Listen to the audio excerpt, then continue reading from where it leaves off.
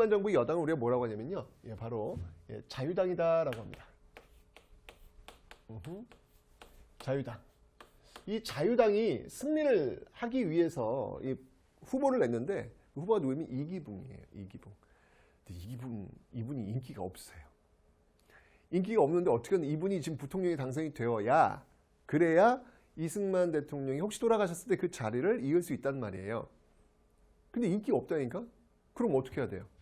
아, 떨어지면 되죠. 아니, 인기가 없는데 어떻게 하라는 거야? 떨어져야지, 그러면. 그런데 떨어지지 않으려고 하는 거죠. 또 약속을 어기는 거예요. 룰을 어기는 거예요. 그러면서 어마어마한 부정선거를 자행합니다. 이게 그 유명한 바로 1960년 3.15 부정선거다라고 하는 것이죠. 어떤 경우가 있었냐면 한 마을에 예를 들면 이런 거예요. 유권자 수가 그 마을에 100명이다 라고 가정했을 때 투표함을 열었더니 이기붕 찬성표가 여기 유권자 100명이거든요. 근데 뚜껑을 열었더니 이기붕 찬성표가 150표가 나온 거야. 미친 거 아니야? 아니, 유권자가 100명인데 찬성표가 150표가 나오면 말이 되냐고, 이게. 그죠? 명백히 부적이죠. 막 미리 집어넣었다는 얘기야. 그럼 이런 선거 왜 해? 그렇지 않습니까, 여러분들? 이건 말도 안 되는 거잖아요. 이 모습을 본 학생들이 들고 일하는 거예요. 학교에서 반장 선거 뽑을 때도 이렇게 안 한다는 이야기죠. 이게 뭐 하는 거냐는 얘기죠. 그래서 학생들이 들고 일했던 사건이 바로 이 4.19 혁명. 바로 이 부정선거에 저항하면서 일어났던 사건이 되겠습니다. 1960년이고요. 이 과정 속에서 어느 한 학생이 너무 가슴이 아픈데요. 이 김주열 학생이 사망합니다. 그러면서 이 마산 앞바다에서 이 시신, 김주열의 시신이 떠오르게 되는 너무 가슴 아픈 사건이 벌어져 최루탄이 눈이 바뀐 상태에서 이러면서 그냥 막 학생들이 들고 일어나는 어떤 그런 기폭제 역할을 하게 되는 것이죠. 뭐 교수들도 마찬가지고 뭐 다 물러나라 라고 하면서 결국은 이 이승만 대통령이 하야하게 됩니다. 국민이 원한다면 이렇게 하면서 국민이 원한다면 그래서 결국 하야하는 4.19 혁명을 통해서 결국 이 정권을 바꿔냈던 그런 어떤 모습. 그래서 우리는 여기다 혁명이라는 단어를 붙이게 되는 것이죠. 자, 이렇게 되면서 이제 갑자기 내려오니까 뭔가 과도기가 됐단 말이에요. 그 과도기를 어떻게 수습하기 위해서 허정이라는 사람이 중심이 되어 가지고 사람 이름이에요. 과도 내각이 구성이 됩니다.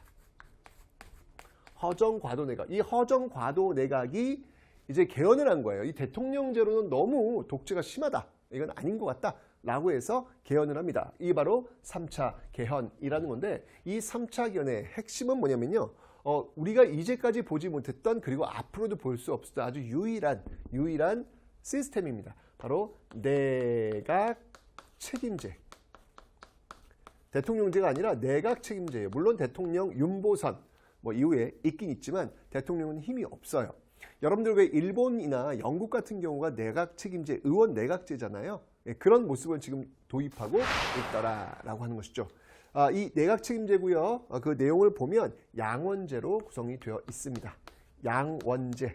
양원제도 역시 마찬가지로 민의원, 그 다음에 참의원. 이게 어떤 시스템이냐면 양쪽, 즉 민의원은 하원, 그리고 참의원은 상원 같은 경우. 왜 미국이 여러분들 상원, 하원이 있잖아요. 그런 어떤 시스템을 지금 도입한 겁니다. 정말 우리 역사에서는 참 보기 드문 아주 독특한 어떤 그런 형태가 지금 들어오게 된 것이죠. 자, 이 내각 책임제에 의해서 출범한 정부가 있으니 그 정부가 바로 장면 정부가 총리 장면 정부가 출범하게 되더라. 장면 정부가 출범하게 되더라. 이 장면 정부는요, 어느 당이었냐면 바로 민주당 정부입니다. 민주당 정부입니다. 민주당이 이끄는 그리고 그 당수 그리고 총리가 바로 전국을 책임지는 내각 책임제 시스템으로 지금 가고 있더라라고 하는 것이죠. 그런데 이게 여러분들 혁명에 의해서 들어선 정부잖아요. 그죠? 혁명에 의해서 들어선 정부다 보니까 당연히 이 혁명 세력들의 요구가 많을 수밖에 없어요. 그죠? 특히 이 당시에 나왔던 어찌 본다면은 우리 현대사 그 앞 시대에 존재했던 마지막 진보 세력이 아닐까라는 생각이 드는데, 당시 혁신계가 있었습니다. 이 혁신계가 이제 본격적인 통일을 이야기합니다. 바로 중립화 통일.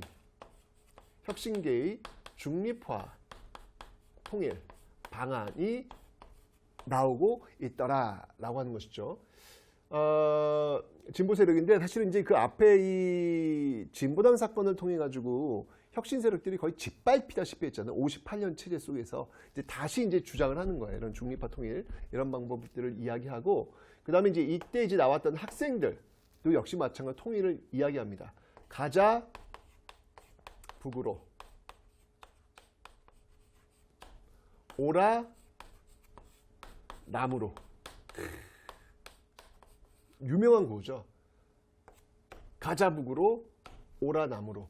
이 땅이 네 땅인데 오도 가도 못한단 말이냐 라고 하면서 또 학생들이 통일운동을 또 이야기하는 모습들도 있었고, 그 다음에 이제까지 우리가 밝히지 못했던 이런 어떤 그 58년도 그런 방공 시스템 속에서 이야기하지 못했던 어떤 그런 사건들, 특히 이제 그 해방공간 또 6.25 전쟁 그 과정 속에서 양민학살들이 굉장히 많았잖아요. 그래서 그런 것들을 좀 진상조사 좀 해달라. 거창 양민학살 이런 것들을 좀 조사해달라. 뭐 이런 어떤 내용들이 지금 굉장히 많이 이 장면 정부에 지금 쏠리고 있었죠. 왜냐면 이 혁명을 통해 가지고 지금 나온 정부이기 때문에. 근데 사실 장면 정부가 이제 그런 것들을 제대로 대응은 잘 못하고 있는 그런 모습들. 그런 과정 속에서 한 번 더 개헌을 하는데, 요 4차 개헌은 여러분들 다른 앞에 있었던 1차 개헌이나 2차 개헌과는 좀 다른 성격입니다. 이 4차 개헌은 소급 입법이라고 하는 거예요. 소급 입법. 소급 입법. 그러니까 원래 여러분 법은 소급하지 않습니다. 법이 만들어진 그 시점 이후부터 적용되는 게 이제 원칙이란 말이에요. 근데 소급 입법은 뭐냐면 만들어진 그 앞의 상황을 지금 소급시키는 거예요. 이거 어떻게 보면 되게 불합리한 거죠, 여러분들. 예를 들면 지각하는 사람들 벌을 주기로 했어. 그래서 지각하면 1,000원씩 내기로 했어. 그런데 이제까지 지각했던 사람들도 이제 법이 정했으니까 다 내래. 그 말이 안 되잖아요, 여러분들. 그죠? 지각, 그 법이 만들어지고 나서 이후에 나와야 될 거 아니에요. 소급입법이 그렇게 좀 불합리한 게 있는데, 이걸 왜 했냐면 바로 3.15 부정선거사범들, 3.15 부정, 이 부정선거사범들을 더욱더 확실하게 처벌하기 위해서 이 소급입법을 만들고 있더라라고 하는 거, 뭐 이런 것들이 이해가 되죠. 그죠? 다시는 이런 것들이 역사에 반복되지 않도록 하기 위해서, 강한 벌을 주기 위해서 이런 법을 지금 만들고 있구나라는 것들 기억하시면 되겠습니다.